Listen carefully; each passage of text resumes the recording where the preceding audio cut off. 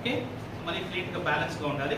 తర్వాత మీరు ఏదైనా స్కేల్కి లేకుంటే ఏదైనా లిటరల్గా కర్వ్ ఇది ఉంటుంది కదా, ఏమది స్టెమ్, మీరు ఏదైనా చిన్న కర్ర తీసుకొచ్చి దాన్ని పెట్టుకొని ఇక్కడ పట్టుకోండి సార్. ఎగ్జాక్ట్గా జస్ట్ మనం ఇది పుల్ చేసామంటే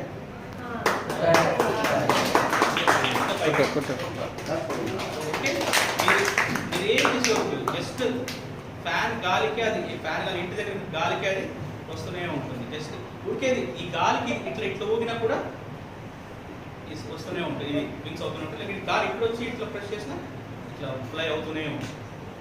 ఓకే, ఇది వీడియో రేపు వస్తుంది సార్, మీరు మన సైన్స్ అండ్ ఇన్స్టాగ్రామ్లో చూడొచ్చు. నేను సార్కి లింక్ కూడా పెడతాను. ఓకే, బట్ అన్నీ మీరు ప్రాపర్గా సెట్ చేసుకోవాలి, స్ట్రైట్గా ఉండాలి. పొడవుగా చిన్నగా చేసుకున్నట్టే రాదు, స్ట్రైట్ లెవెల్లో ఉండాలి. Okay, super. Okay sir, thank you.